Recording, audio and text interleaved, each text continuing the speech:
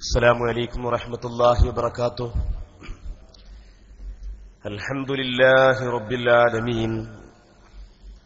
اللهم صل وسلم وبارك على سيدنا محمد وعلى آل سيدنا ومولانا محمد. أعوذ بالله من الشيطان الرجيم.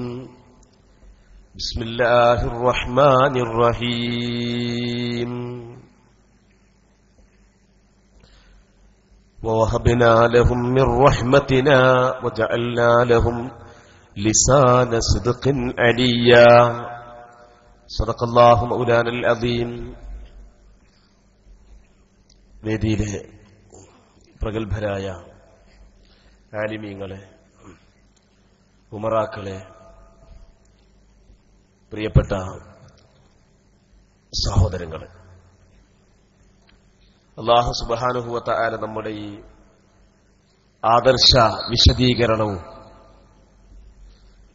മുഖാമുഖം എന്ന നിലക്ക് ചോദ്യോത്തരമുണ്ടാകും എന്ന പ്രതീക്ഷ കൊണ്ട് നടത്തപ്പെട്ട ഈ പരിപാടിയും സാലിഹായ ഒരു സൽക്കർമ്മമായി നമ്മിൽ നിന്ന് കബൂൽ ചെയ്യുമാറാവട്ടെ. വളരെ വ്യക്തമായി, വളരെ മനോഹരമായിട്ടു തന്നെ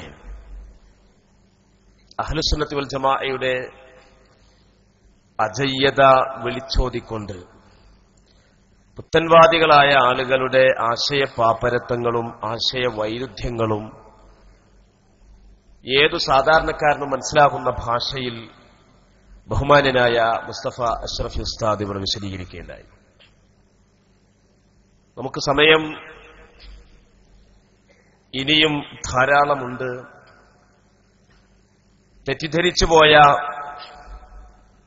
അതല്ലെങ്കിൽ ഏതെങ്കിലും മൗലവിമാരുടെ പ്രഭാഷണങ്ങളോ മസ്തിഷ്ക പ്രക്ഷാളനങ്ങളോ കേട്ടിട്ട് കണ്ടിട്ട് അവരുടെ വലയത്തിൽ പെട്ടുപോയ ഏതെങ്കിലും സുഹൃത്തുക്കളുണ്ടെങ്കിൽ അവർക്ക് എല്ലാ സംശയങ്ങളും, ഇനി സംശയമില്ല ഞങ്ങൾക്ക് എല്ലാ കാര്യത്തിലും ഉറപ്പാണ് എന്നാണെങ്കിൽ അവരുടെ എല്ലാ വിമർശനങ്ങളും നന്നായി ചോദിച്ച് പഠിക്കാനും നന്നായി വിമർശിക്കാനുമുള്ള കസേരകളാണ് അവിടെ ഇരിക്കുന്നത്. ഒരിക്കലും തന്നെ ഈ സ്റ്റേജിൽ ഉള്ള ആളുകൾ ഇവിടെ ചോദിക്കാൻ വേണ്ടി വരുന്ന, അത് ഉദ്ദേശിക്കാൻ വല്ലവരുമുണ്ടെങ്കിൽ അവരെ ഈ ആളുകൾക്കിടയിൽ വെച്ചുകൊണ്ട്, ഇവിടെ ഇരിക്കുന്ന ആളുകളുണ്ട്, ഓഫ്ലൈനിൽ ഇരിക്കുന്ന ആളുകളുണ്ട്, ഓൺലൈനിലൂടെ നമ്മുടെ പരിപാടി തത്സമയം ശ്രവിച്ചുകൊണ്ടിരിക്കുന്ന ആയിരക്കണക്കിന് ആളുകളുണ്ട്. അവരുടെ മധ്യത്തിൽ അവർക്ക് യാതൊരു വിധത്തിലുള്ള അപഹാസ്യമോ പരിഹാസ്യമോ വരാത്ത വിധത്തിൽ സ്നേഹബുദ്ധിയാണ് ഇവിടെ അവരെ ക്ഷണിച്ചുകൊണ്ടിരിക്കുന്നത്. ഈ ക്ഷണം ഇതൊരു മാന്യമായ ക്ഷണമാണ്. ആ ക്ഷണം സ്വീകരിക്കാതെ വല്ല കവലകളിലോ മറ്റോ ഇരുന്നു കൊണ്ട് നന്നാമൂന്നെ പറയുന്നതല്ല ധീരത എന്ന് പറയുന്നത്, അതല്ല മതബോധം എന്ന് പറയുന്നത്. വ്യക്തമായ രൂപത്തിൽ നിങ്ങൾക്ക് ഏത് വിഷയവുമാവാം. അള്ളാഹുവിന്റെ തൗഹീദ് എന്താണ്, എന്തല്ല, അള്ളാഹുവിൽ പങ്കു ചേർക്കുക എന്ന ശിർക്ക് എന്താണ്, എന്തല്ല, എന്തുകൊണ്ടാണ് അബൂജഹലും ഉത്ബത്തും ശൈബത്തും വലീദുമൊക്കെ മുശ്രിക്കായി ചത്തത്, അതേസമയത്ത് എന്തുകൊണ്ടാണ് സിദ്ദീഖുൽ അക്ബറും ഉമറുൽ ഫാറൂഖും ഉസ്മാൻ ഇബ്നു അഫ്ഫാനും അലി ഇബ്നു അബി ത്വാലിബ് റളിയല്ലാഹു അൻഹും ഇവരെല്ലാവരും ഏകദൈവ വിശ്വാസികളായി അവർ അള്ളാഹുവിന്റെ റഹ്മത്തിലേക്ക് നീങ്ങിയത് എന്തുകൊണ്ടാണ്? നിങ്ങൾക്ക് അത് തമ്മിലുള്ള വ്യത്യാസം എന്താണ് എന്ന് ചോദിക്കാം. ആ ചോദ്യം, അതിന്റെ ഖുർആനിന്റെ മറുപടി, ആ ചോദ്യങ്ങൾക്കുള്ള ഹദീസിന്റെ മറുപടി, ആ ചോദ്യങ്ങൾക്കുള്ള ഇമാമീങ്ങളുടെ മറുപടി, അത് വ്യക്തമായി നമുക്ക് നൽകാൻ കഴിയും. നമുക്ക് അള്ളാഹുവിന്റെ ദീനിനെ എത്തിച്ചു തന്ന നമ്മുടെ ഇമാമീങ്ങൾ, ആ ഇമാമികളൊന്നും ചില്ലറക്കാരല്ല, നമ്മളെ മാതിരിയല്ല. അവരൊക്കെ അള്ളാഹുവിന്റെ ദീനിനെ മനസ്സിലാക്കിയവരായിരുന്നു, അള്ളാഹുവിന്റെ തൗഹീദിനെ അവർ ഉൾക്കൊണ്ടവരായിരുന്നു. എന്തുകൊണ്ടാണ് അബൂജഹലും ഉത്ബത്തും ഒക്കെ മുശ്രിക്കായി ചത്തുപോയത് എന്ന് വ്യക്തമായി മനസ്സിലാക്കിയവരായിരുന്നു. ഒരിക്കലും പ്രവാചകനോടോ അതല്ലെങ്കിൽ മറ്റേതെങ്കിലും ഔലിയാക്കളോടോ ശഫാഅത്ത് ചോദിച്ചതിന്റെ പേരിലാണ് അവർ മുശ്രിക്കായത് എന്ന് വഹാബികൾ നിരന്തരമായി ആളുകൾക്കിടയിൽ പറഞ്ഞുകൊണ്ടിരിക്കുന്നത് ഖുർആനിന് വിരുദ്ധമാണ്. ഖുർആൻ പറഞ്ഞതെന്താണ്? അബൂജഹൽ മുശ്രിക്കാവാൻ കാരണം, ഉത്ബത്ത് മുശ്രിക്കാവാൻ കാരണം സൂറത്ത് യാസീനിൽ അല്ലാഹു തആല പറയുകയാണ്, വത്തഖദൂ മിൻ ദൂനില്ലാഹി ആലിഹതൻ ലഅല്ലഹും യുൻസറൂൻ.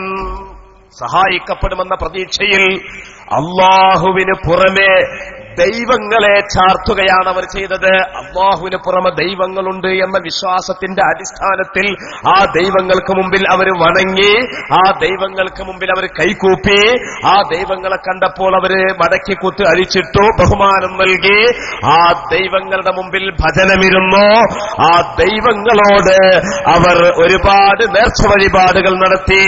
അല്ലാഹു അല്ലാത്ത ദൈവങ്ങളുണ്ട് എന്ന വിശ്വാസത്തിന്റെ പേരാണ് ശിർക്ക് എന്ന് പറയുന്നത്. ആ വിശ്വാസത്തിന്റെ അടിസ്ഥാനത്തിൽ അവയ്ക്ക് മുമ്പിൽ അവർ നടത്തിയ കാട്ടിക്കൂട്ടലുകളെ സംബന്ധിച്ചാണ് അവയോട് അവർ നടത്തിയ ആരാധന എന്ന് പറയുന്നത്.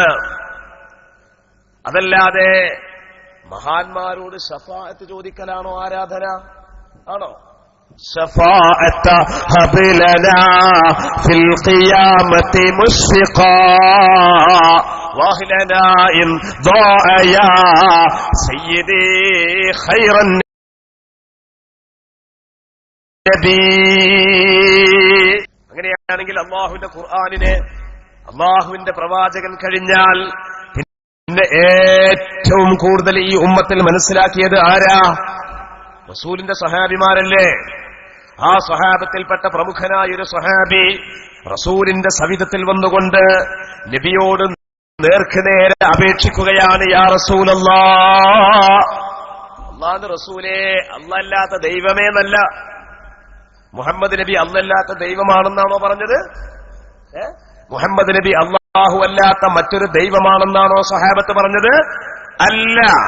മുഹമ്മദ് നബി ഇലാഹല്ല, മുഹമ്മദ് നബി റബ്ബുമല്ല, മുഹമ്മദ് നബി അല്ലാഹുവിന്റെ റസൂലാണെന്നുള്ള അടിസ്ഥാനപരമായ വിശ്വാസത്തിന്റെ അടിസ്ഥാനത്തിൽ സഹാബത്ത് വന്നുകൊണ്ട് റസൂലിനോട് പറയുകയാണ്, യാ റസൂലല്ലാഹ്, ഇന്നി അസ്അലുക അൻ തജ്അലനി മിമ്മൻ തശ്ഫഉ ലഹു യൗമൽ ഖിയാമ. നിങ്ങൾ ഇവിടെ വിശദീകരിച്ചല്ലോ? ഇല്ല, ഞാൻ ബഹുമാനപ്പെട്ട അഷ്റഫ് ഉസ്താദിന്റെ പ്രസംഗം മുഴുവൻ കേൾക്കാത്തത് കൊണ്ടാണ് അത് ചോദിച്ചത്. വിശദീകരിച്ചോ? അസ്അലുക, നബിയെ അങ്ങയോട് ഞാൻ ചോദിക്കുന്നു, അൻ തജ്അലനി, അങ്ങ് എന്നെ ആക്കണം, മിമ്മൻ തശ്ഫഉ ലഹു യൗമൽ ഖിയാമ, ഖിയാമത്ത് നാളിൽ അങ്ങ് ശുപാർശ ചെയ്യുന്ന ആളുകളുടെ കൂട്ടത്തിൽ നബിയെ അങ്ങ് എന്നെ പെടുത്തണം നബിയെ. അല്ലാഹുവിന്റെ റസൂലിനോട് നേർക്കുനേരെ ശഫാഅത്ത് ചെയ്യാൻ, ശഫാഅത്തിന്റെ അഹ്ലുകാരിൽ ഉൾപ്പെടുത്താൻ നബിയോട് അപേക്ഷിക്കുകയാണ്. അതല്ലേ മങ്കൂസ് മൗലിദിലുമുള്ളത്, ശഫാഅത ഹബ് ലനാ ഫിൽ ഖിയാമത്തി മുശ്ഫിഖാ വാഹ്ലനാ ഇൻ ضاع യാ സയ്യിദി ഖൈറൻ നബി. നബിയെ അങ്ങ് ശഫാഅത്ത് തരണേ, അങ്ങയുടെ ശുപാർശ ഞങ്ങൾക്ക് നൽകണേ. അന്ന് സ്വഹാബത്ത് റസൂലിനോട് അപേക്ഷിച്ച അതേ അപേക്ഷ ഇന്ന് മുഅ്മിനീങ്ങൾ റസൂലിനോട് അപേക്ഷിക്കുന്ന ആ അപേക്ഷ ഇന്ന് ചെയ്യുമ്പോൾ ശിർക്കും, അന്നാകുമ്പോൾ തൗഹീദും. ഇതെന്താ നൂറ്റാണ്ടിങ്ങനെ മാറി മറിയുമ്പോ തൗഹീദ് ശിർക്കാവുകയും ശിർക്ക് തൗഹീദാവുകയും ചെയ്യുകയാണോ? എന്തൊരു വൈരുദ്ധ്യമാണ്! ഇങ്ങനെ വൈരുദ്ധ്യം വിളമ്പുന്ന വൈരുദ്ധ്യാധിഷ്ഠിതമായ ഒരു മതമാണോ ഇസ്ലാം എന്ന് പറയുന്നത്? ഇസ്ലാമിന് വൈരുദ്ധ്യമില്ല. ഇസ്ലാം വൈരുദ്ധ്യത്തിന്റെ മതമല്ല. ഇസ്ലാമിൽ ഒരു വൈരുദ്ധ്യവുമില്ല. എന്റെ പ്രിയപ്പെട്ട മുഅ്മിനീങ്ങളെ, അതുകൊണ്ടല്ലേ നമ്മുടെ ഇമാമീങ്ങൾ, ആരായ ഇമാമുന ശാഫിഈ റളിയല്ലാഹു അൻഹു, ആരാ ഇമാമുന ശാഫിഈ? റളിയല്ലാഹു അൻഹു ആരാ? ആലിമു ഖുറൈശിൻ യംലഉ തിബാഖൽ അർളി ഇൽമ, ലോകമാസകലം വിജ്ഞാനം നിറക്കുന്ന മഹാപണ്ഡിതൻ എന്ന് അള്ളാഹുവിന്റെ റസൂല് 150 കൊല്ലങ്ങൾക്ക് മുമ്പ് സർട്ടിഫിക്കറ്റ് കൊടുത്ത, പ്രശംസ ചൊരിഞ്ഞ ലോകത്തിന്റെ ഇമാമായ ഇമാമുന ശാഫിഈ റളിയല്ലാഹു അൻഹു തങ്ങൾ പറയാണ്. എന്താ പറയുന്നത് അറിയോ? എന്താ പറയുന്നത്? എനിക്കൊരു പ്രതിസന്ധി വന്നു കഴിഞ്ഞാൽ, ഞാൻ ജിഅ്തു ഇലാ ഖബരി അബീ ഹനീഫത, ജിഅ്തു ഇലാ ഖബരി അബീ ഹനീഫ, അബൂ ഹനീഫ ഇമാമിന്റെ ഖബറിലേക്ക് ഞാൻ ചെല്ലും. എന്താ അബൂ ഹനീഫ ഇമാമിനെ ഷാഫി ഇമാം കണ്ടിട്ടില്ല? ഷാഫി ഇമാം ജനിച്ച അതേ കൊല്ലത്തിലാണല്ലോ അബൂ ഹനീഫ ഇമാം വഫാത്തായത്. അങ്ങനെയുള്ള അബൂ ഹനീഫ ഇമാമിന്റെ ഖബറിലേക്ക് എനിക്കൊരു പ്രതിസന്ധി വന്നാൽ ഞാൻ ചെല്ലുകയും അവിടെ വെച്ചുകൊണ്ട് 2 റക്അത്ത് നിസ്കരിച്ചതിനു ശേഷം അബൂ ഹനീഫ ഇമാമിനെ കൊണ്ട് വഅതബറകു ബിഹി, അബൂ ഹനീഫ ഇമാമിനെ കൊണ്ട് ഞാൻ ബറക്കത്ത് എടുക്കുകയും ചെയ്യും. ഫമാ തബ്ഉദു അന്നി ഹത്താ തുഖ്ദാ, അതിവിദൂരമല്ലാതെ തന്നെ എന്റെ ആവശ്യം എനിക്ക് കരഗതമാക്കപ്പെടുമെന്ന് ഇമാം ഷാഫിഈ റളിയല്ലാഹു അൻഹു പറഞ്ഞില്ലേ? ഷാഫി ഇമാം മുശ്രിക്ക? അബൂ ഹനീഫ ഇമാമിന്റെ ഖബറിൽ ചെന്നുകൊണ്ട് പ്രതിസന്ധി വേളയിൽ അബൂ ഹനീഫ ഇമാമിന്റെ ഖബറിൽ ചെന്നുകൊണ്ട് അവിടെ വെച്ചുകൊണ്ട് ബറക്കത്തെടുത്തുകൊണ്ട് തന്റെ പ്രതിസന്ധി തീർക്കാൻ വേണ്ടി മഹാനായ ഇമാമുൽ ഷാഫിഈ തങ്ങൾ പ്രവർത്തിച്ചപ്പോൾ ആ പ്രവർത്തനം തെറ്റായിരുന്നോ? ആ പ്രവർത്തനം ശിർക്കായിരുന്നോ?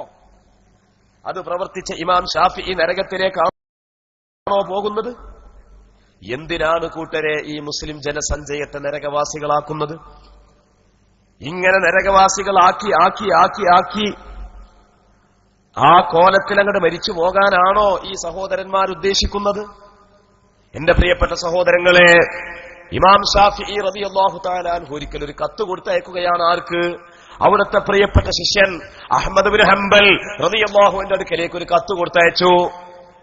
ആ കത്ത് കണ്ടുകൊണ്ട് അഹ്മദ് ബിൻ ഹംബൽ തങ്ങൾ ആദ്യം കരഞ്ഞു, പിന്നെ ചിരിച്ചു. എന്താണ് ആ കത്തിലുണ്ടായിരുന്നത് എന്നല്ലേ? അഹ്മദ് ബിൻ ഹംബൽ തങ്ങളോട് പറയുകയാണ്, പ്രിയപ്പെട്ട ഉസ്താദ്, ഓ അഹ്മദ്, അങ്ങേക്ക് വലിയ പരീക്ഷണം വരാനുണ്ട്. ആ പരീക്ഷണത്തിൽ അല്ലാഹുവിന്റെ ദീനിന്റെ മാർഗത്തിൽ അങ്ങ് അടിയുറച്ചു നിൽക്കണം. എന്നാൽ അങ്ങേക്ക് സ്വർഗമാണ് അങ്ങേക്ക് വരാനുള്ളത് എന്ന് അല്ലാഹുവിന്റെ റസൂല് സ്വപ്നത്തിൽ എന്നോട് സന്തോഷവാർത്ത അറിയിച്ചിട്ടുണ്ട്. ഇമാം ഷാഫി തങ്ങൾ ദിവസവും സ്വപ്നം കാണാറുണ്ട്. ആരെ കാണാറുണ്ട്? റസൂലുള്ളാഹിനെ സ്വപ്നം കാണാറുണ്ട്. ആ കൂട്ടത്തിൽ കണ്ടൊരു സ്വപ്നമാണ് ഇമാം അഹ്മദ് ബിൻ ഹംബൽ തങ്ങൾക്ക് വലിയ പരീക്ഷണം വരാനുണ്ടെന്നും ആ പരീക്ഷണത്തിൽ അഹ്ലുസുന്നയുടെ അഖീദക്കനുസരിച്ചുകൊണ്ട് നിലകൊള്ളണമെന്ന് വസിയ്യത്ത് ചെയ്യണമെന്നും അങ്ങനെ നിലകൊണ്ടാൽ സ്വർഗമാണ് ലഭിക്കുന്നതെന്നുള്ള സന്തോഷവാർത്ത അറിയിക്കുന്നതെന്നുമുള്ള അല്ലാഹുവിന്റെ റസൂലിന്റെ സ്വപ്നവാർത്ത കത്തുമുഖാന്തരം അഹ്മദ് ബിൻ ഹംബൽ തങ്ങൾക്ക് കൊടുത്തയക്കുകയാണ്. അല്ലേ? ഈ സന്തോഷവാർത്ത അറിയിച്ച ഉസ്താദിന്റെ അടുക്കലേക്ക് അഹ്മദ് ബിൻ ഹംബൽ തങ്ങൾ തന്റെ ശരീരത്തിൽ ധരിച്ച വസ്ത്രം, കുപ്പായം ഒരു സമ്മാനമായി ഒരു കവറിലാക്കിക്കൊണ്ട് തിരിച്ചു കൊടുത്തയച്ചു. ഷാഫി ഇമാം ആ കുപ്പായം കണ്ടപ്പോ എന്താ പറഞ്ഞതെന്നറിയോ? അവിടുത്തെ പ്രിയപ്പെട്ട മറ്റൊരു ശിഷ്യനായ റബീ റളിയല്ലാഹു അൻഹുവിനോട് പറയുകയാണ്, റബീഅേ, ആ കുപ്പായം ഒരു ബക്കറ്റ് വെള്ളത്തിലിടണം. ആ സമയത്ത് റബീ ചോദിച്ചു, എന്തിനാ ബക്കറ്റ് വെള്ളത്തിൽ ഈ കുപ്പായമിടുന്നത്? ഇമാം അഹ്മദ് തങ്ങളുടെ സ്വർഗം കൊണ്ട് സന്മാർക്കപ്പെടാം അത് തങ്ങളുടെ ആ പ്രിയപ്പെട്ട കുപ്പായം, ആ കുപ്പായമിട്ട വെള്ളം അത് ശിർക്കാണോ? അസാധാരണമായ മാർഗത്തിലുള്ള ഗുണം പ്രതീക്ഷിക്കുന്നത് ശിർക്കാണോ? അത് ശിർക്കാണെന്നല്ലേ കുന്നീദ് മൗലവി എഴുതിയത്? അത് ശിർക്കാണെന്നല്ലേ മറ്റുള്ള മൗലവിമാര് സകലരും എഴുതിയത്? ഇത് പറഞ്ഞുകൊണ്ടല്ലേ ഈ മുഅ്മിനീങ്ങളെ കാഫിറാക്കാൻ, ഇത് പറഞ്ഞുകൊണ്ടല്ലേ ഈ പ്രിയപ്പെട്ട മുഅ്മിനീങ്ങളെ നരകവാസികളെന്ന് മുദ്ര കുത്താൻ ഇവരൊരുമ്പെട്ടത്? ഇത് ആരുടെ മാർഗമാണ്? ഇത് ഇസ്ലാമിക ലോകത്ത് ആദ്യമായി പൊട്ടിപ്പുറപ്പെട്ട ഖവാരിജിയാക്കളില്ലേ? ഖവാരിജിയാക്കൾ കേട്ടിട്ടില്ലേ? ഇന്ന് സൗദി അറേബ്യയുടെ നേതൃത്വത്തിലുള്ള ദശരാഷ്ട്ര സഖ്യം യുദ്ധം ചെയ്തുകൊണ്ടിരിക്കുന്ന യമനിലുള്ള ഹൂസികളിലെ ഹൂസികളുടെ അനുയായികളായ ഹൂസികൾ, മലയാളത്തിൽ ഹൂത്തികൾ എന്ന് പറയും. ഹൂസികൾ, ആ ഹൂസികൾ ആരാണ്? ഷിയാക്കളല്ലേ? കടുത്ത പുത്തൻവാദികളല്ലേ? കടുത്ത പുത്തൻ ചിന്താഗതിക്കാരല്ലേ? എന്നതുപോലെ അവരെക്കാൾ ഭയങ്കരന്മാരായിരുന്ന ഖവാരിജുകൾ, അതേ നയമാണ് നമ്മുടെ കേരളത്തിലുള്ള വഹാബികൾ. സകല ഗ്രൂപ്പുകൾ അതിൽ കണക്കാ.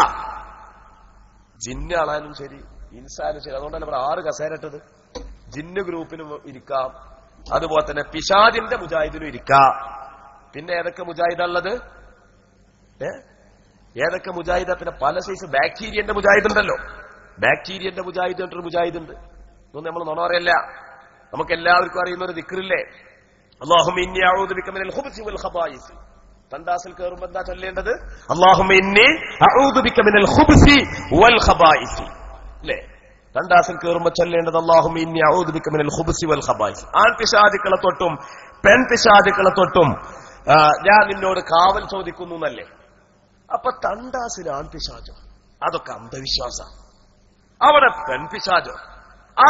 അതൊക്കെ യുക്തിക്ക് യോജിക്കാത്ത അന്ധവിശ്വാസമാണ് എന്ന് പ്രചരിപ്പിച്ച മൗലവിമാരല്ലേ മുജാഹിദീങ്ങൾ? ആ കൂട്ടത്തിൽപ്പെട്ട ഒരാളെ പുസ്തകമാണ് ഈ പുസ്തകം, സുന്നത്തിൽ സ്ഥിരപ്പെട്ട പ്രാർത്ഥനകൾ. ഈ പുസ്തകത്തിന്റെ 44-ാമത്തെ പേജില് അല്ലാഹുമ്മ ഇന്നി അഊദു ബിക മിനൽ ഖുബ്സി വൽ ഖബായിസിന് അർത്ഥം പറഞ്ഞത് എന്താ അറിയോ? നല്ല രസമുണ്ട്. അല്ലാഹുമ്മ ഇന്നി അഊദു ബിക മിനൽ ഖുബ്സി വൽ ഖബായിസ്. അല്ലാഹുവേ, എല്ലാ ദുഷിച്ച വസ്തുക്കളിൽ നിന്നും. ആൺപിശാചി പെൺപിശാചി എന്ന് പറഞ്ഞാൽ അത് അന്ധവിശ്വാസമാകും എന്ന് മനസ്സിലാക്കിയ ഈ ഫുലാൻ മൗലവി അർത്ഥം വെച്ചത് എന്താണെന്നറിയോ? ബാക്ടീരിയ മൗലവി. അയാൾ ഇവിടെ അർത്ഥം വെച്ചത് അല്ലാഹുവേ, എല്ലാ ദുഷിച്ച വസ്തുക്കളിൽ നിന്നും ലിംഗവ്യത്യാസമില്ലാതെ നിന്നോട് ഞാൻ രക്ഷ തേടുന്നു. ദുഷിച്ച വസ്തുക്കളിൽ നിന്ന് ലിംഗത്തിന്റെ വ്യത്യാസമില്ലാതെ ഞാൻ രക്ഷ തേടുന്നു. ഇയാള് ബുഖാരിക്ക് ഷർഹ് എഴുതിയപ്പോ, ബുഖാരിക്ക് മലയാളത്തിൽ ഒരു ഷർഹ് എഴുതിയിട്ടുണ്ട് അയാൾ. അതിൽ അയാൾ പറഞ്ഞു ബാക്ടീരിയ എന്നാണ് ഇവിടെ അർത്ഥം. ഈ കോലത്തിലുള്ള പല ജാതി നമ്മൾ ആക്ഷേപിക്കല്ല, കുറ്റപ്പെടുത്തല്ല.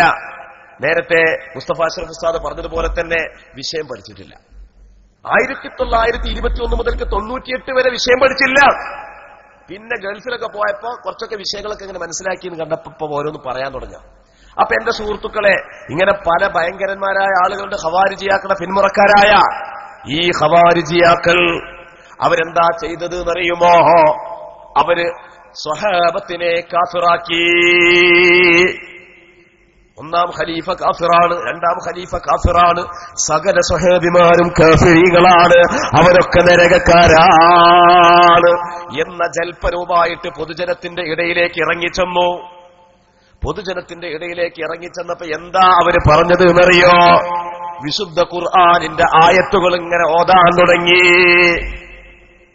വിശുദ്ധ ഖുർആനിന്റെ ആയത്തുകൾ ഓതാൻ തുടങ്ങിയിട്ട് ആ ആയത്തിൽ കാഫിരീങ്ങളെ ഖണ്ഡിക്കുവാൻ വേണ്ടി അവരുമായി മാത്രം ബന്ധപ്പെടുന്ന, അവരോട് മാത്രം യോജിക്കുന്ന ആ ആയത്തുകളെ മുസ്ലിമീങ്ങളെ പേരിൽ ചാർത്തിക്കെട്ടി. ഇന്തലഖൂ ഇലാ ആയാത്തിൻ നസലത്ത് ഫിൽ കുഫാർ. കാഫിരീങ്ങൾക്ക് മാത്രം ബാധകമായ ആയത്തുകളെ അവർ മുസ്ലിമീങ്ങളുടെ മേൽ ഓതിക്കൊണ്ട് മുസ്ലിമീങ്ങൾ കാഫിരീങ്ങളാണെന്ന് പറഞ്ഞു. അതുതന്നെയല്ലേ ഇന്നത്തെ സകല സർവ്വ വഹാബികളും ചെയ്തുകൊണ്ടിരിക്കുന്നത്.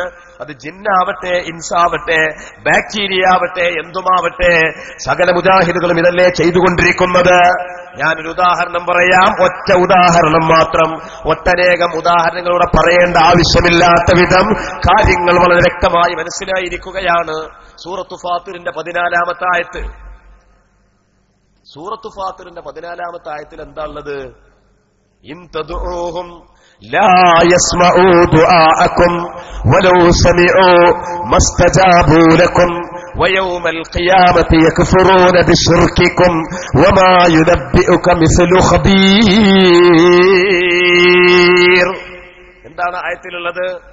മക്കത്തെ കാഫിരീങ്ങൾ, ഇന്ത്യ രാജ്യത്തിലുള്ള ഒട്ടുമിക്ക കാഫിരീങ്ങൾ അവരൊക്കെ തന്നെ എന്താ ചെയ്യുന്നത്? നിർജീവങ്ങളായ മനുഷ്യൻ കൊത്തിയുണ്ടാക്കിയതായ കല്ലുകളെയും ശിലകളെയും ദൈവങ്ങളായി ചാർത്തിക്കൊണ്ട് അവയ്ക്ക് മുമ്പിൽ നമിക്കുകയാണ്, അവയെ ആരാധിക്കുകയാണ്, അവയെ സേവിക്കുകയാണ്, അവയെ പൂജിക്കുകയാണ്. നിർജീവങ്ങളെ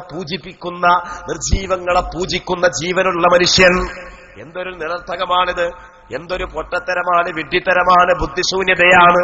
ആ ബുദ്ധിശൂന്യതയെ വിളംബരപ്പെടുത്തുവാൻ വേണ്ടി അല്ലാഹു തആല വ്യക്തമായി പറയുകയാണ്, ഇൻ തദ്ഊഹും, ആ ബിംബങ്ങളെ നിങ്ങൾ ആരാധിക്കുകയാണെങ്കിൽ, ലാ യസ്മഊ ദുആഅകും, നിങ്ങളുടെ ആരാധനയെയോ നിങ്ങളുടെ വിളിയെയോ അവ കേൾക്കുന്നില്ല, അവ കേൾക്കൂല. കാരണം ജീവല്ലാത്ത വസ്തുക്കളല്ലേ, നിർജീവങ്ങളല്ലേ. ഇനി വലൗ സമിഊ മസ്തജാബൂ ലക്കും, കേട്ടാൽ തന്നെ ഉത്തരം ചെയ്യുകയുമില്ല. മൂന്നാമതായിട്ട് അല്ലാഹു പറയുകയാണ് വയൗമൽ ഖിയാമത്തി യക്ഫുറൂന ബിശിർക്കിക്കും, നാളെ പരലോകത്ത് നിങ്ങളുടെ ഈ ബിംബങ്ങളെ ദൈവങ്ങളാക്കുന്ന അന്ധവിശ്വാസത്തെ നാളെ ഈ ബിംബങ്ങള് തള്ളിപ്പറയും. വമാ യുനബ്ബിഉക മിസ്ലു ഖബീർ, അങ്ങേക്ക് വർത്തമാനങ്ങളൊക്കെ അറിയിച്ചു തരുന്നത് ഖബീറായ അല്ലാഹുവാണ്. അല്ലാഹുവിനെ പോലെ വേറൊരാളും ഇത് അറിയിച്ചു തരുന്നില്ല. അല്ലാഹു പറയാ. ഇവിടെ ഈ ആയത്തിൽ എന്താ ഉള്ളത്? ഈ ആയത്തിൽ മരിച്ചുപോയ അല്ലാഹുവിന്റെ റസൂല് കേൾക്കൂല എന്ന് പറഞ്ഞിട്ടുണ്ടോ? അങ്ങനെ പറഞ്ഞിട്ടുണ്ടോ? വിശുദ്ധ ഖുർആൻ എന്താ പറഞ്ഞത്? വഖുൽ യഅമലൂ ഫസയറല്ലാഹു അമലക്കും വറസൂലുഹു വൽ മുഅ്മിനൂൻ, നിങ്ങൾ പ്രവർത്തിച്ചുകൊള്ളുക, നിങ്ങളുടെ പ്രവർത്തനം അല്ലാഹു കാണുന്നുണ്ട്, നിങ്ങളുടെ പ്രവർത്തനം റസൂല് കാണുന്നുണ്ട്, നിങ്ങളുടെ പ്രവർത്തനം മുഅ്മിനീങ്ങളായ ആളുകൾ കാണുന്നുണ്ട്, ഈമാനിന്റെ പൂർണ്ണത വരിച്ച ആളുകൾ കാണുന്നുണ്ട്.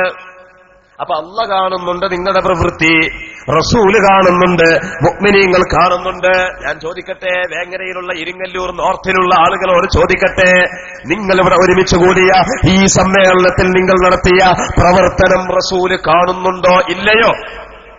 അല്ലാഹ് ഖുർആനിൽ പറഞ്ഞത്, അല്ലാഹ് ഖുർആനിൽ പറഞ്ഞത് വഖുൽ അമലു ഫസയറല്ലാഹു അമലക്കും വറസൂലുഹു വൽ മുഅ്മിനൂൻ, റസൂലും കാണുന്നുണ്ട്.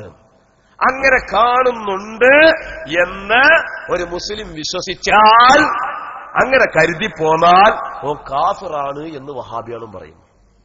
ഇവിടെ എവിടെ നിൽക്കണം നമ്മൾ? നാം ഖുർആനിന്റെ പക്ഷത്ത് നിൽക്കണോ അതോ വഹാബികളുടെ പക്ഷത്ത് നിൽക്കണോ?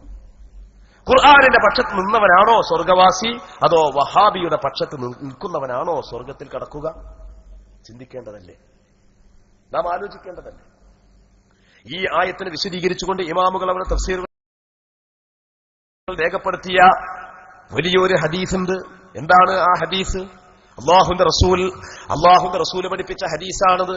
തുഅറദു അലയ്യ അമാലക്കും ഹയാത്തി ഖൈറുൽ ലക്കും, എന്റെ ജീവിതം നിങ്ങൾക്ക് ഉത്തമമാണ്, വമമാതി ഖൈറുൽ ലക്കും, എന്റെ മരണവും നിങ്ങൾക്ക് ഉത്തമമാണ്. തുഅറദു അലയ്യ അമാലുക്കും, നിങ്ങളുടെ കർമ്മങ്ങളെല്ലാം എനിക്ക് കാണിക്കപ്പെടുന്നുണ്ട്. ഞാൻ മരിച്ചു പോയാലും നിങ്ങൾക്ക് ഖൈറു തന്നെയാ. എങ്ങനെ അല്ലാഹുവിന്റെ റസൂൽ നമുക്ക് ഖൈറാകുക? ഒരാളെ കൊണ്ടൊരു ഉപകാരം കിട്ടുമ്പോഴല്ലേ ഖൈറുണ്ടാകുക, അല്ലേ? ഒരു ഉപകാരം, ഈ മൈക്ക നമുക്ക് ഖൈറാണ്. എന്തുകൊണ്ട്? മൈക്ക സെറ്റ് സംവിധാനം ചെയ്ത നമ്മുടെ ആ പ്രിയപ്പെട്ട സുഹൃത്ത് ഈ മൈക്ക സംവിധാനം ചെയ്യുന്നതുകൊണ്ടല്ലേ അത് ഖൈറായത്. അപ്പൊ അദ്ദേഹത്തിൽ നിന്ന് നമുക്കൊരു ഖൈർ, ഒരു നന്മ കിട്ടിയത് കൊണ്ടാണ് അദ്ദേഹം ഖൈറായത്. എന്നതുപോലെ അല്ലാഹുവിന്റെ റസൂല് ജീവിതകാലത്ത് ഖൈറാണ്, അല്ലാഹുവിന്റെ റസൂല് വഫാത്തിന് ശേഷം ഖൈറാണ് എന്ന് പറഞ്ഞാൽ അല്ലാഹുവിന്റെ റസൂലിനെ കൊണ്ട് നമുക്ക് ഉപകാരം കിട്ടുന്നുണ്ട് എന്നാ. ആ ഉപകാരം എങ്ങനെയാണ് ആ ഉപകാരം? അതൊരു ചോദ്യ. ആ ചോദ്യത്തിന് ഇസ്തിനാഫ് ബയാനി എന്നല്ലേ അതിന് ഗ്രാമറിന്റെ ഭാഷയിൽ പറയുക. ആ ചോദ്യത്തിന്റെ മറുപടിയായിട്ട് അല്ലാഹുവിന്റെ റസൂല് പറയാണ് തുഅറദു അലയ്യ അമാലുക്കും, നിങ്ങൾക്ക് നിങ്ങളുടെ അമലുകളെല്ലാം തന്നെ എനിക്ക് കാണിക്കപ്പെടും.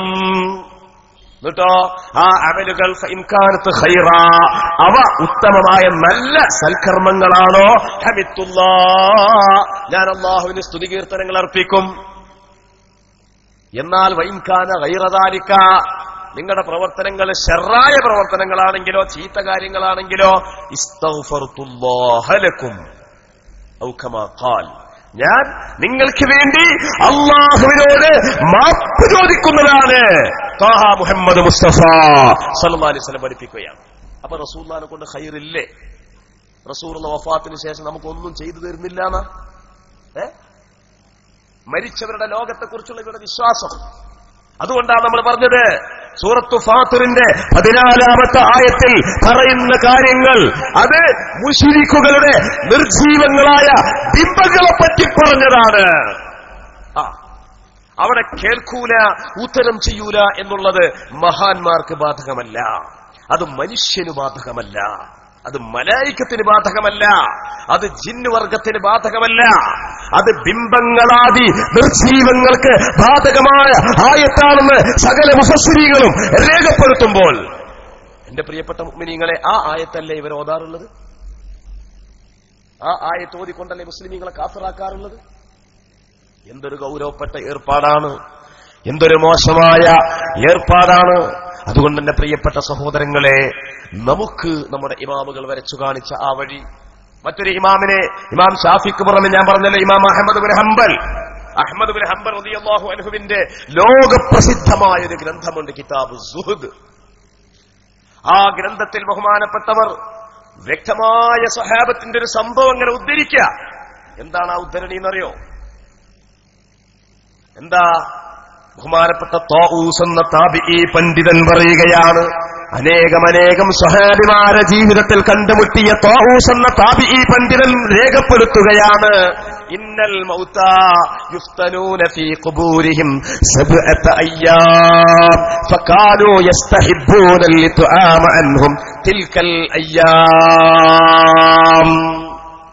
ഒരാൾ മരിച്ചാ മണ്ണായി നൈറ്റങ്ങളെ വിചാരം എന്നല്ല, മരണപ്പെട്ടവർ 7 ദിവസം അവർക്ക് പലജാതി പരീക്ഷണങ്ങളും വരാനുണ്ട്.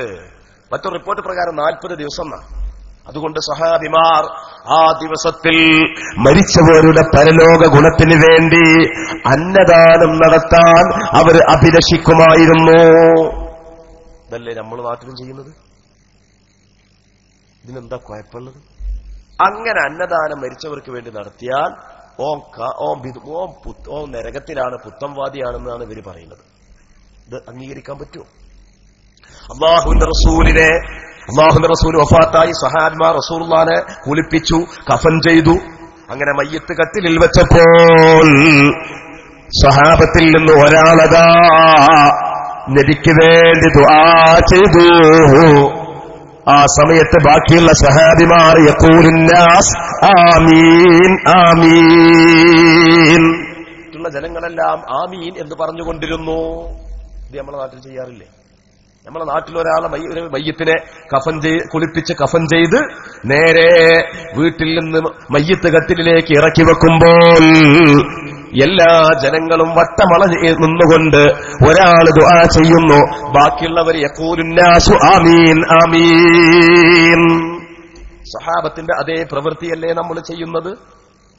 എന്നാൽ ആ സമയത്ത് ചിലപ്പോ നമ്മുടെ അയൽവാസികളായ അമുസ്ലിമീങ്ങൾ കൗതുകത്തോടുകൂടി മുസ്ലിമീങ്ങളുടെ ഈ ആചാരം, മരിച്ചുപോയവരോടുള്ള മുസ്ലിമീങ്ങളുടെ ഈ ബഹുമാനം കൗതുകത്തോടുകൂടി നിരീക്ഷിക്കുമ്പോൾ, മാറി നിന്നുകൊണ്ട് ആദരവ് കാണിക്കുമ്പോൾ, പുച്ഛഭാവത്തോടുകൂടി തെറിച്ചു നിൽക്കുന്ന 1-2 വഹാബി ആളുകളെ കാണുമ്പോഴുള്ള സങ്കടം അനുഭവപ്പെടാറില്ലേ സഹോദരങ്ങളെ? എന്താ അവർ ചെയ്യുന്നത്?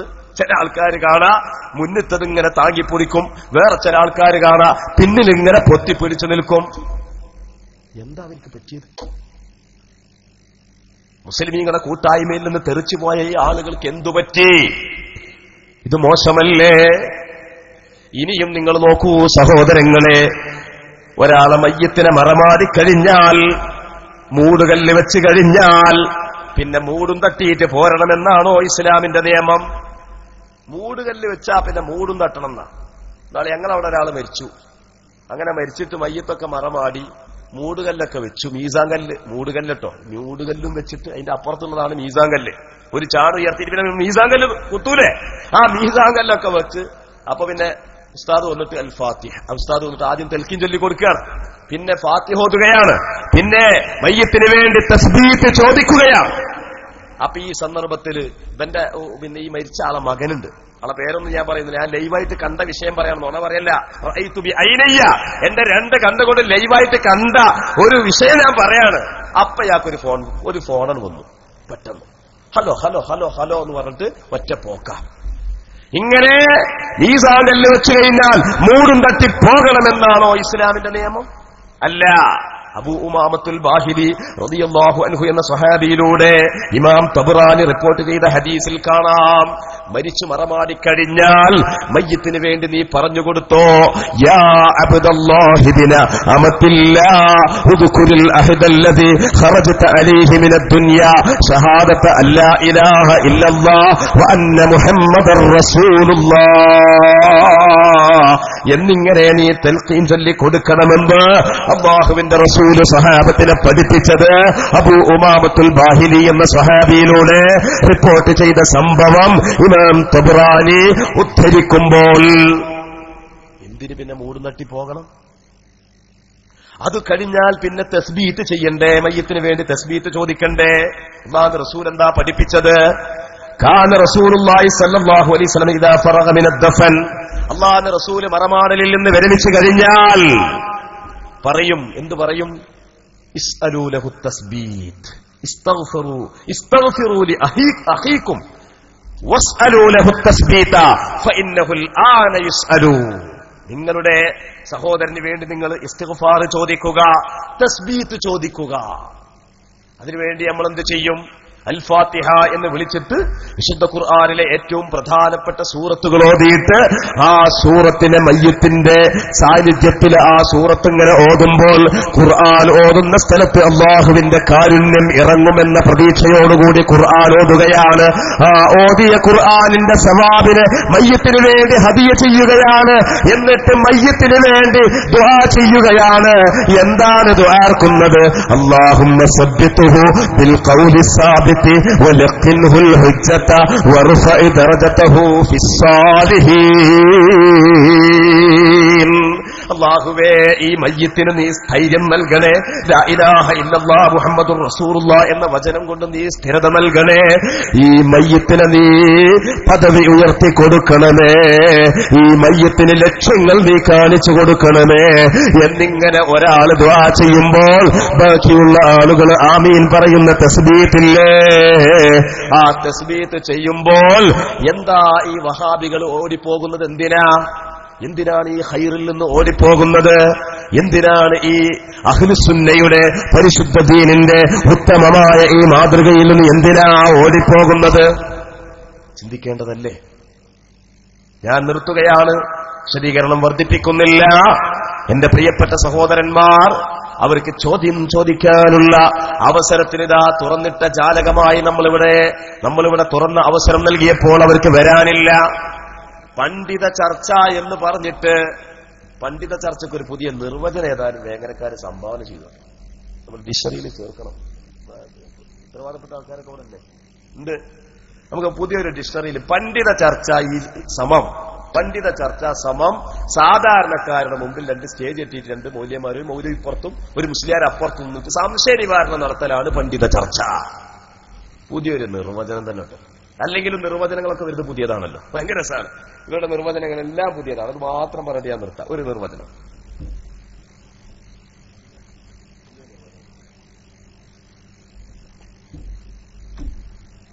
ഇത് ജിന്നു വിവാദം വസ്തുത എന്ത് എന്ന് പറഞ്ഞ പുസ്തകം, മുജാഹിദിന്റെ പുസ്തകം.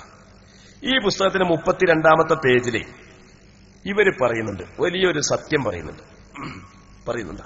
ഇവര് സാധാരണ പറയും അഭൗതികമായ മാർഗത്തിലൂടെ, അസാധാരണമായ മാർഗത്തിലൂടെയുള്ള സഹായത്തേട്ടമാണ്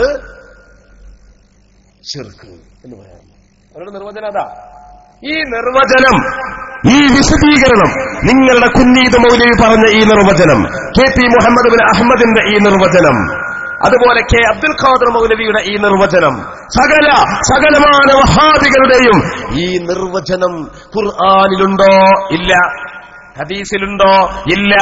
ലോക ഇമാമീങ്ങളുടെ ഏതെങ്കിലും ഗ്രന്ഥത്തിലെ ഏതെങ്കിലും പേജിലെ ഏതെങ്കിലും വരിയിൽ ഉണ്ടോ? ഇല്ല. പിന്നെ എവിടുന്ന് കിട്ടി നിങ്ങൾക്കത് ഉറക്കത്തിൽ നിന്ന് കിട്ടിയതാണോ ഉണർവിൽ നിന്ന് കിട്ടിയതാണോ? പല ചോദ്യങ്ങൾ നമുക്കുണ്ട്. അതവർക്ക് സ്വന്തമായി അവർ ആവിഷ്കരിച്ചതാണ്. നോക്കൂ, ഇതിൽ പറയാം, കാര്യകാരണ ബന്ധങ്ങൾക്ക് അതീതമെന്നും അഭൗതികമെന്നും കഴിവിനതീതമെന്നും അദൃശ്യമാർഗമെന്നുമെല്ലാം ആരാധനയുടെ സത്തയായ പ്രാർത്ഥനയുടെ നിർവചനം മുമ്പ് വിശദീകരിക്കപ്പെട്ടത്. ആ വിശദീകരണം വിശുദ്ധ ഖുർആനോ പ്രവാചകനോ പറഞ്ഞതല്ല. നാം ആവിഷ്കരിച്ചെടുത്തൊരു വിശദീകരണം മാത്രമാണത്. എന്താ പറഞ്ഞത്? ഇവിടുത്തെ വഹാബികളുടെ സകല വഹാബികളുടെയും മൗദൂദികളുടെയും തബ്ലീഗുകാരന്റെയും ഈ വിശദീകരണം ഖുർആനിലില്ല, ഈ വിശദീകരണം ഹദീസിലില്ല. പിന്നെ അതെങ്ങനെ ഉണ്ടായതാണ്? അവരുണ്ടാക്കിയ വിശദീകരണമാണെന്ന് അവര് തന്നെതായി ഈ പുസ്തകത്തിൽ പറഞ്ഞിട്ടുണ്ട്. ജിന്ന് വിവാദം വസ്തുത എന്ത് എന്ന ഈ പുസ്തകത്തിന്റെ 32ാമത്തെ പേജിൽ അവരാണ് എഴുതി വെച്ചത്. അപ്പൊ എല്ലാം അവരുടെ വിശദീകരണമാണ്. എന്റെ പ്രിയപ്പെട്ട സഹോദരങ്ങളെ, ഞാൻ ഒരൊറ്റ കാര്യം പറയട്ടെ. മഹാനായ അംർ ഇബ്നുൽ ആസ് റളിയല്ലാഹു അൻഹു വഫാത്താകുന്ന ഘട്ടമെത്തിയപ്പോൾ ബഹുമാനപ്പെട്ടവര് പറയുകയാണ്, തന്റെ പ്രിയപ്പെട്ട പുത്രനായ അബ്ദുള്ള എന്നവരെ വിളിച്ചുകൊണ്ട് പറയുകയാണ്. ആരാണ് അംർ ഇബ്നുൽ ആസ്? അല്ലാഹുവിന്റെ റസൂലിന്റെ സ്വഹാബിമാരിൽ റസൂലിനെ നേർക്കുനേരെ കണ്ടുകൊണ്ട് അല്ലാഹുവിന്റെ റസൂലിന്റെ നൂറാനിയത്തിന്റെ ഹൃദയത്തിൽ സ്വീകരിച്ച മഹാനായ സ്വഹാബി. ആ സ്വഹാബി പറയുകയാണ്, ഫൈദാ അനമിത്തു, ഞാൻ മരിച്ചു പോവുകയാണെങ്കിൽ നിങ്ങൾ എന്ത് ചെയ്യണം? അഖീമൂ ഹൗല ഖബരി ഫൈദാ ദഫൻതുമൂനി എന്ന് നിങ്ങൾ മറമാടിക്കഴിഞ്ഞാൽ അഖീമൂ ഹൗല ഖബരി, എന്റെ ഖബറിന്റെ ചുറ്റിലും നിങ്ങൾ കുറച്ച് സമയം നിൽക്കണേ. എത്ര സമയമാ നിൽക്കേണ്ടത്? ഖദറമാ യുൻഹറുൽ ജസൂറു വയുഖ്സമു ലഹ്മുഹാ, ഒരു ഒട്ടകത്തെ അറുത്തുകൊണ്ട് അതിന്റെ മാംസം വിതരണം ചെയ്യപ്പെടുന്ന സമയം എത്രമാകുമോ അത്രയും സമയം എന്റെ ഖബറിന്റെ ചുറ്റിലും നിങ്ങൾ നിൽക്കണേ. എന്തിനാ നിങ്ങൾ നിൽക്കുന്നത്? പോയത്തക്കാരാവാൻ വേണ്ടിയല്ല, പൊട്ടന്മാരാവാൻ വേണ്ടിയല്ല. പിന്നെന്തിനാണെന്നറിയുമോ? ഹത്താ അസ്തഇനിസബിക്കും, ഖബറിന്റെ ഇരുളിൽ കഴിഞ്ഞുകൂടുന്ന എനിക്ക് നിങ്ങളെ കാണുമ്പോൾ ഒരു ആശ്വാസമുണ്ടാവാൻ വേണ്ടിയും വഅൻദുറ മാദാ ഉറാജിഉ റസൂല റബ്ബി, എന്റെ റബ്ബിന്റെ ദൂതന്മാരായ മുൻകർ നക്കീർ അലൈഹിമസ്സലാം എന്നോട് ചോദ്യം ചോദിക്കാൻ വേണ്ടി വരുമ്പോൾ അവരോടെന്ത് പ്രതികരിക്കണമെന്ന് ആലോചിക്കുവാൻ വേണ്ടിയും നിങ്ങൾ എന്റെ ഖബറിന്റെ ചുറ്റിലും നിൽക്കണേ.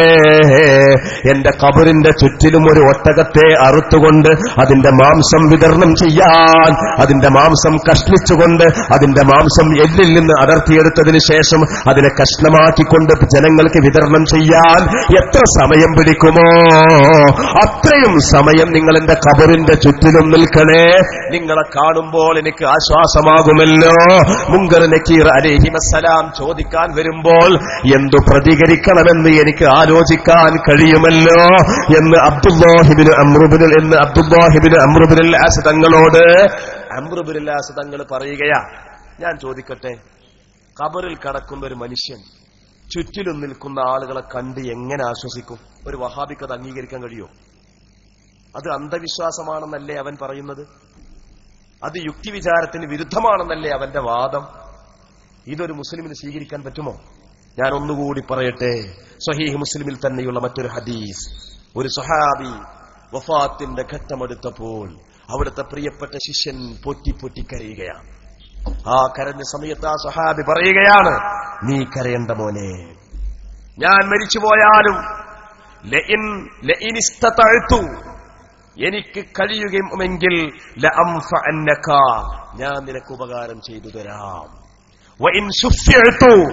എന്നെ ശഫീആക്കപ്പെടുകയാണെങ്കിൽ ഞാൻ നിനക്ക് വേണ്ടി പടച്ച റബ്ബിനോട് ശുപാർശ ചെയ്യും. അപ്പൊ മരിച്ചുപോയ ആള് ജീവിച്ചിരിക്കുന്ന ആൾക്ക് സഹായം ചെയ്യും, ശുപാർശ ചെയ്യുന്ന സ്വഹാബി ശിഷ്യനെ പറഞ്ഞ് സമാധാനിപ്പിക്കുക. മരിച്ചാലാ ശിർക്ക് വരിക? ശിർക്കും മരണവും തമ്മിൽ എന്ത് ബന്ധാ കൂട്ടരെ? ശിർക്കും മരണവും തമ്മിൽ എന്തെങ്കിലും ബന്ധമുണ്ടോ?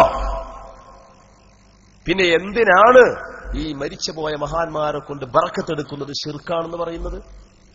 അതുകൊണ്ട് എന്റെ പ്രിയപ്പെട്ട സുഹൃത്തുക്കളെ, തൗഹീദിന്റെ കാര്യമാവട്ടെ, ശിർക്കിന്റെ വിഷയമാവട്ടെ, സുന്നത്തിന്റെ കാര്യമാവട്ടെ, ബിദ്അത്തിന്റെ കാര്യമാവട്ടെ, നബിദിനാഘോഷമാവട്ടെ, തറാവീഹാവട്ടെ, ഖുനൂത്താവട്ടെ, കൂട്ടുപ്രാർത്ഥനയാവട്ടെ, നിസ്കാരശേഷമുള്ള കൂട്ടുപ്രാർത്ഥനയാവട്ടെ, എന്താണെങ്കിലും ഇവിടെ നിന്ന് ചോദിക്കാറ്. അപ്പൊ നല്ലൊരു ചോദ്യം ചോദിക്കാം. ഞാനൊരു ചോദ്യം നിങ്ങൾക്ക് പറഞ്ഞുതരാം. അല്ലാഹുവിന്റെ റസൂൽ, ആ ചോദ്യം മാത്രം നിങ്ങൾക്ക് പറഞ്ഞുതരാം. അല്ലാഹുവിന്റെ റസൂൽ 52ാമത്തെ വയസ്സിന്റെ അന്ത്യത്തിൽ, അവസാനത്തിൽ ഇസ്രാഇന്റെ മിഅ്റാജിന്റെ രാവിൽ 5 നേരത്തെ നിസ്കാരവുമായി ഭൂമിയിലേക്ക് വന്നതിനു ശേഷം 63 വയസ്സുവരേക്കുമുള്ള നീണ്ട 10-11 കൊല്ലക്കാലം 5 നേരം നിസ്കരിച്ചില്ലേ? നിസ്കരിച്ചു. ആ ഏതെങ്കിലും ഒരു നിസ്കാരത്തിനു ശേഷം റസൂലുള്ളാഹ് ദുആർന്ന് സഹാബത്ത് ആമീൻ പറഞ്ഞൊരു സംഭവം ഉണ്ടായിട്ടുണ്ടോ? ഒരു ചോദ്യം. എന്താ ചോദ്യം എന്ന് ചോദിച്ചുകൂടെ? കസേര അല്ലല്ലോ ഇനി നടക്കുന്നത് അല്ലേ? അല്ലെങ്കിൽ രണ്ടാമത്തെ ചോദ്യം ചോദിക്കാം. ഫതുഹുൽ മുഈനിൽ പറഞ്ഞിട്ടുണ്ടല്ലോ ഇമാമ് നിസ്കരിച്ച് സലാം വീട്ടിയ നീച്ചു മണ്ടാണ് വേണ്ടത്. ആ ഫത്തുൽ മീൻ പറഞ്ഞത് എന്താ നിങ്ങൾ അമല് ചെയ്യാത്തത്? ചോദിക്കാം. ഫത്തുൽ മീൻ വ്യക്തമായിട്ടാണ് കാണിച്ചത്. നമ്മളൊക്കെ നാട്ടിൽ മുജാഹിദീങ്ങൾ നിസ്കാരത്തിന് ശേഷം കൈ ദ്വാരക്ക ആദ്യം തീരെ ദ്വാരണ്ടായിരുന്നില്ല. ഇപ്പൊ കുറച്ചൊക്കെ ഇങ്ങനെ ചില മാറ്റങ്ങൾ വന്ന കൂട്ടത്തിൽ ഇപ്പൊ ചിലരൊക്കെ ദ്വാരക്കുന്നുണ്ട്. ഒറ്റക്ക് ഇങ്ങനെ എന്ന് പറയുന്ന ദ്വാരക്കലുണ്ട്. നബിലീഗരും അങ്ങനെ തന്നെ. അവര് ദ്വാരക്കുന്ന സമയത്ത് കൈ രണ്ടും ഇങ്ങനെ ഉയർത്താറുണ്ട്. നിങ്ങൾ കണ്ടിട്ടില്ല? ചെറുപ്പക്കാരെങ്കിലും കണ്ടിട്ടുണ്ടോ? നിങ്ങൾ കണ്ടിട്ടുണ്ടോ? മുജാഹിദീങ്ങൾ ദ്വാരക്കുമ്പോ കൈ ഉയർത്താറുണ്ടോ? നിങ്ങൾക്ക് ചോദിച്ചൂടെ? ഉണ്ട് എന്ന് പറഞ്ഞ് നിങ്ങളോട് ഞാൻ തിരിച്ചൊരു ചോദ്യം ചോദിക്കാണ്. അല്ലാഹുവിന്റെ റസൂൽ അങ്ങനെ കൈബന്ധിച്ചിട്ടുണ്ടോ? എന്താ നിങ്ങൾ ചോദിക്കാത്തത്? അപ്പൊ ഇങ്ങോട്ടൊരു ചോദ്യം വരുമ്പോ 10 ചോദ്യം അങ്ങോട്ട് ചോദിച്ചാൽ മതി. അവിടെ നാവടടി. ഇരുവേറ്റിയിൽ ഇവർ വന്ന് പ്രസംഗിച്ചു. ഇങ്ങോട്ടുള്ള ചോദ്യങ്ങൾക്ക് ഡബിൾ ചോദ്യം കൊണ്ട് അങ്ങോട്ട് നേരിട്ടു. പരിപാടിയാണ് നിർത്തിവെച്ചവർ. അപ്പൊ ഇങ്ങോട്ടുള്ള ചോദ്യത്തിന് ഡബിൾ ചോദ്യം അങ്ങോട്ട് ചോദിച്ചാൽ മതി. രണ്ടാമത്തെ ചോദ്യം ഞാൻ പറയാം. നിസ്കാരത്തിന് ശേഷം ദുആർക്കുമ്പോ കിബിലക്ക് മുന്നിടാണോ വേണ്ടത്, അതോ കേക്കോട്ട് തിരിഞ്ഞിരിക്കുകയാണോ വേണ്ടത്? ഇമാമല്ല മൗമൂമിങ്ങള് എല്ലാരും പറയും, സുന്നിയും പറയും കിബിലക്ക് മുന്നിടലാണ് നല്ലത്, മുജാഹിദും പറയും അതന്നെ നല്ലത്, ജമാഅത്തേരനും പറയും അങ്ങനെ തന്നെ നല്ലത്. എന്നാ ഞാൻ ചോദിക്കട്ടെ, നിസ്കാരത്തിന് ശേഷം നബി സല്ലല്ലാഹു അലൈഹി വസല്ലം തങ്ങള് കിബിലക്ക് മുന്നിട്ടതായിട്ട് ദ്വാർന്നപ്പോ കിബിലക്ക് മുന്നിട്ട് ദ്വാർന്നു എവിടെയുള്ളത്? അപ്പൊ അതൊക്കെ എന്ന് പറഞ്ഞാൽ ഇസ്ലാമിൽ അത് മറ്റു നിലക്ക് തെളിയിക്കപ്പെട്ടതാണ്. ആ മറ്റു നിലക്ക് തെളിയിക്കപ്പെട്ട് കഴിഞ്ഞാൽ അത് എല്ലാ സ്ഥലത്തേക്കും അത് ബാധകമാണ്. ഉദാഹരണം, ദുആർക്കുമ്പോൾ കൈ ഉയർത്തണം, അത് തെളിഞ്ഞ വിഷയമാണ്. ദുആ ചെയ്യുമ്പോൾ കൈ ഉയർത്തണം. ഇനി ദുആ ചെയ്യുമ്പോൾ കൈ ഉയർത്തേണ്ടതില്ലാത്ത സ്ഥലങ്ങളുണ്ട്. ഇപ്പൊ അത്തഹിയ്യാത്തിൽ ദുആർക്കുമ്പോൾ കൈ ഉയർത്തണ്ട. എന്തുകൊണ്ട്? അവിടെ കൈയിന് പ്രത്യേക പൊസിഷൻ ഉണ്ട്. കൈ രണ്ടും മുട്ടുമേൽ വെക്കണം, അത് സുന്നത്താണ്. അപ്പൊ അവനെ കൈ ഉയർത്തണ്ട. എഴുത്തിദാലിൽ ഖുനൂത്ത് ഓതുമ്പോൾ കൈ ഉയർത്തണം. എന്തുകൊണ്ട്? എഴുത്തിദാലിൽ കൈയിന് പ്രത്യേകിച്ചിട്ടുള്ള ഡ്യൂട്ടിയില്ല, അപ്പൊ കൈ ഉയർത്തണം. അപ്പോൾ പ്രത്യേകിച്ച് കൈകൾക്ക് പ്രത്യേക വമീഫ ഇല്ലാത്ത സന്ദർഭത്തിലെല്ലാം ദുആ ചെയ്യുമ്പോൾ കൈ ഉയർത്തണം എന്ന് അള്ളാഹുവിന്റെ ദീൻ നമ്മെ പഠിപ്പിച്ചു കഴിഞ്ഞാൽ പിന്നെ നിസ്കാരത്തിന് ശേഷം ദുആർക്കുമ്പോൾ കൈ ഉയർത്തേണ്ടതുണ്ടോ? ഉണ്ട്. എന്നാ അത് നബി ചെയ്തിട്ടുണ്ടോ? നബി ചെയ്തോ ഇല്ലേ എന്നുള്ളത് കണ്ടിട്ടില്ലെങ്കിലും സംഗതി ഉയർത്തണം. കാരണം അല്ലാഹുവിന്റെ റസൂല് ദുആർക്കുമ്പോൾ കൈ ഉയർത്തണം എന്ന് പഠിപ്പിച്ചു കഴിഞ്ഞു. ഏതുപോലെ എന്ന് വെച്ച് കഴിഞ്ഞാൽ ഞാൻ ഒരൊറ്റ സംഭവം കൂടി പറയാം. ഒരു സഹാബി പള്ളിയിൽ വെച്ചുകൊണ്ട് നിസ്കരിക്കണം. ഒരു സഹാബി പള്ളിയിൽ വെച്ചുകൊണ്ട് നിസ്കരിക്കുമ്പോൾ അല്ലാഹുവിന്റെ റസൂൽ ആ സഹാബിനെ വിളിക്കുകയാണ്. പക്ഷേ നിസ്കാരത്തിൽ വിളി കേൾക്കാൻ ആ സഹാബി കൂട്ടാക്കിയില്ല. റസൂല് പിന്നെയും വിളിച്ചു. അല്ലാഹുവിന്റെ റസൂല് പിന്നെയും വിളിച്ചു. ആ സഹാബി മറുപടി കൊടുത്തില്ല. അങ്ങനെ നിസ്കാരത്തിൽ നിന്ന് സലാം വീട്ടിയതിനു ശേഷം അല്ലാഹുവിന്റെ റസൂൽ ആ സഹാബിയെ വിളിക്കുകയാണ്. എന്തേ ഞാൻ വിളിച്ചിട്ട് നീ ഉത്തരം ചെയ്യാതിരുന്നത്? അപ്പൊ ആ സഹാബി പറഞ്ഞു, ഞാൻ നിസ്കാരത്തിലായിരുന്നു എന്ന് പറഞ്ഞു.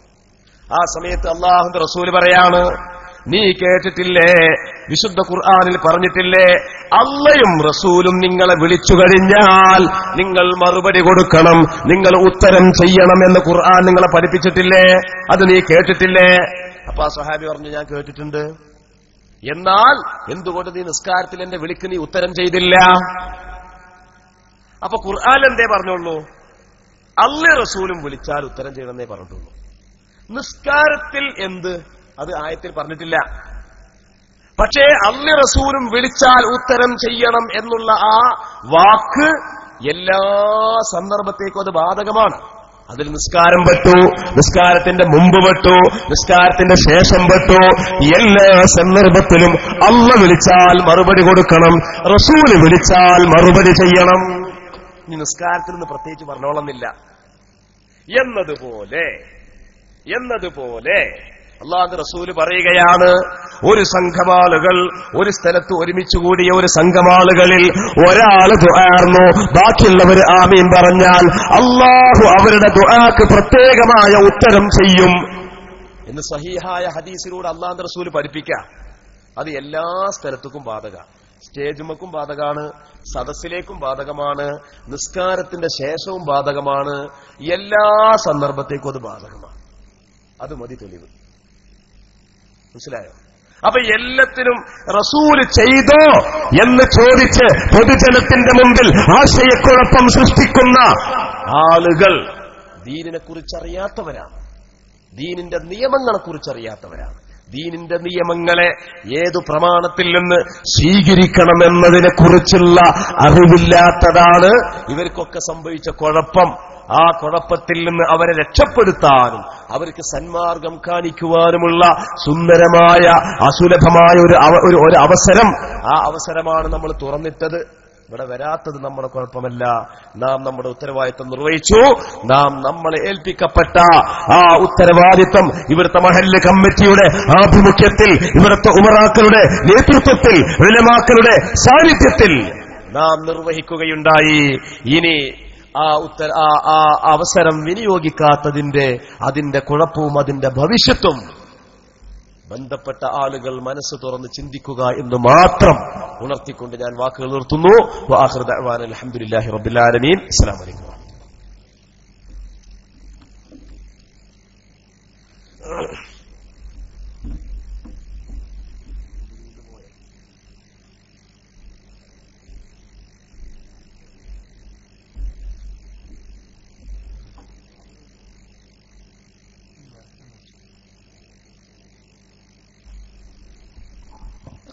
സംശയമുള്ള ആളുകൾ ഇല്ല എന്നാണ് മനസ്സിലാകുന്നത്.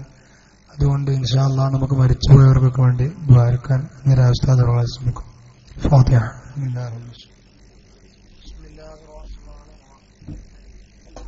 അൽഹംദുലില്ലാഹി റബ്ബിൽ ആലമീൻ അർറഹ്മാനിർ റഹീം മാലികി യൗമിദ്ദീൻ ഇയ്യാക നഅ്ബുദു വഇയ്യാക നസ്തഈൻ ഇഹ്ദിനസ് സിറാത്തൽ മുസ്തഖീം സിറാത്തൽ ലദീന അൻഅംത അലൈഹിം ഗൈറിൽ മഗ്ദൂബി അലൈഹിം വലദ്ദാലീൻ ആമീൻ. بسم الله الرحمن الرحيم قل هو الله أحد الله الصمد لم يلد ولم يولد ولم يكن له كفوا أحد. بسم الله الرحمن الرحيم قل هو الله أحد الله الصمد لم يلد ولم يولد ولم يكن له كفوا أحد. بسم الله الرحمن الرحيم قل هو الله أحد الله الصمد لم يلد ولم يولد ولم يكن له كفوا أحد. بسم الله الرحمن الرحيم قل أعوذ برب الفلق من شر ما خلق من شر غاسق إذا وقب ومن شر النفاثات في العقد من شر حاسد إذا حسد. بسم الله الرحمن الرحيم قل أعوذ برب الناس ملك الناس إله الناس من شر الوسواس الخناس الذي يوسوس في صدور الناس من الجنة والناس. الحمد لله رب العالمين حمدا يوافي نعمه ويكافي مزيدا. اللهم صل وسلم على رسولك سيدنا محمد وعلى آل سيدنا مولانا محمد. റഹീമായ അൽമലിക്കുൽ മലൂക്കായ അല്ലാഹ്, ഞങ്ങൾ ഓതിയ സൂറത്തുകളെ സ്വീകരിക്കണേ അല്ലാഹ്. ഞങ്ങൾ പറഞ്ഞതും കേട്ടതും നീ സ്വീകരിക്കണേ അല്ലാഹ്. ഞങ്ങൾക്ക് മിശ്രസ്വാഭ ഞങ്ങളുടെ മരണപ്പെട്ടവരുടെ പരിശുദ്ധമായ ഖബറുകളിലേക്ക് എത്തിക്കണേ അല്ലാഹ്. അവരെ ഖബർ ജീവിതം സന്തോഷത്തിലാക്കണേ അല്ലാഹ്, റാഹത്തിലാക്കണേ അല്ലാഹ്. അവരെയും ഞങ്ങളെയും സ്വർഗീയ ലോകത്ത് ഒരുമിച്ച് കൂട്ടനുഗ്രഹിക്കണേ അല്ലാഹ്. അല്ലാഹുവേ, ഞങ്ങളെയും മാതാപിതാക്കൾ, ഉസ്താദുമാർ, കുടുംബാദികൾ, ബന്ധുമിത്രാദികൾ, ഭാര്യ, സന്താന, ശിഷ്യന്മാർ, ബന്ധപ്പെട്ടവർ, സ്നേഹിച്ചവർ, സഹായിച്ചവർ, ഈ സംരംഭത്തിന് വേണ്ടി കഠിനാധ്വാനം ചെയ്തവർ, ശാരീരികമായി, മാനസികമായി, സാമ്പത്തികമായി സഹായിച്ചവർ, അല്ലാഹുവേ, സന്ദേശം ലോകത്തിന്റെ എല്ലാ ഭാഗങ്ങളിലേക്ക് എത്തിക്കുന്നതിന് വേണ്ടി കേരള ഇസ്ലാമിക് ക്ലാസ്റൂമുകളുടെ സന്ദേശം പ്രചരിപ്പിക്കുന്നവർ, അല്ലാഹുവേ, എല്ലാവർക്കും അർഹമായ പ്രതിഫലം നൽകണേ അല്ലാഹ്. അവരുടെ ഞങ്ങളിലേക്ക് നല്ല ലക്ഷ്യങ്ങൾ നിറവേറ്റണേ അല്ലാഹ്. പ്രയാസങ്ങളൊക്കെ അകറ്റണേ അല്ലാഹ്. രോഗങ്ങളൊക്കെ ശിഫയാക്കണേ അല്ലാഹ്. കടങ്ങളൊക്കെ വീട്ടണേ അല്ലാഹ്. ജോലികളിൽ, കച്ചവടങ്ങളിൽ ബറക്കത്ത് ചൊരിയണേ അല്ലാഹ്. ഐശ്വര്യം പ്രദാനം ചെയ്യണേ അല്ലാഹ്. അല്ലാഹുവേ സംരംഭം നീ വിജയിപ്പിക്കണേ അല്ലാ. ഞങ്ങളെല്ലാ കാര്യങ്ങളും നീ ഏറ്റെടുക്കണേ അല്ലാ. ഞങ്ങളുടെ ജോലികൾ, ഞങ്ങളുടെ കച്ചവടങ്ങളെല്ലാം നീ ഏറ്റെടുക്കണേ അല്ലാ. നിന്റെ ദീനിനെ നീ ശക്തിപ്പെടുത്തണേ അല്ലാ. സുന്നത്ത് ജമാഅത്തിനെ ശക്തിപ്പെടുത്തണേ അല്ലാ. അറിയാതെ തെറ്റിദ്ധരിച്ചു പോയവർക്ക് നല്ല ബുദ്ധി കൊടുക്കണേ അല്ലാ. അവർ ഹിദായത്താക്കണേ അല്ലാ.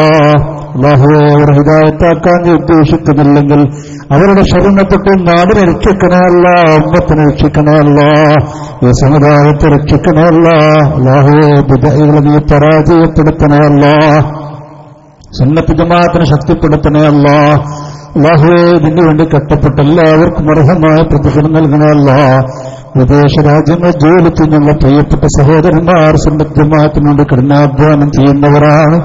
അല്ലാഹുവേ, അവരുടെയൊക്കെ നല്ല ലക്ഷ്യങ്ങൾ നിറവേറ്റി കൊടുക്കണേ അല്ലാ. പ്രയാസങ്ങളൊക്കെ അകറ്റണേ അല്ലാ. അല്ലാഹുവേ, മരണം ഖൈറാകുന്ന സമയത്ത് ഈമാനോടുകൂടെ ഒളിവോടുകൂടെ വെള്ളിയാഴ്ച രാവിലെ പകല്ലോ പുണ്യമായ സ്ഥലത്ത് സമയത്ത് നിൽക്കുന്ന സാധീയങ്ങൾ ഉൾപ്പെടുത്തണേ അല്ലാ. ഖബർ ജീവിതം സന്തോഷത്തിലാക്കണേ അല്ലാ. പരലോകം ധന്യമാക്കണേ അല്ലാ. സ്വർഗം നിർബന്ധമാക്കണേ അല്ലാ. റബ്ബനാ ആതിനാ ഫിദ്ദുനിയാ ഹസന വഫിൽ ആഖിറതി ഹസനതൻ വഖിനാ അദാബന്നാർ. ആമീൻ برحمتك يا أرحم الراحمين.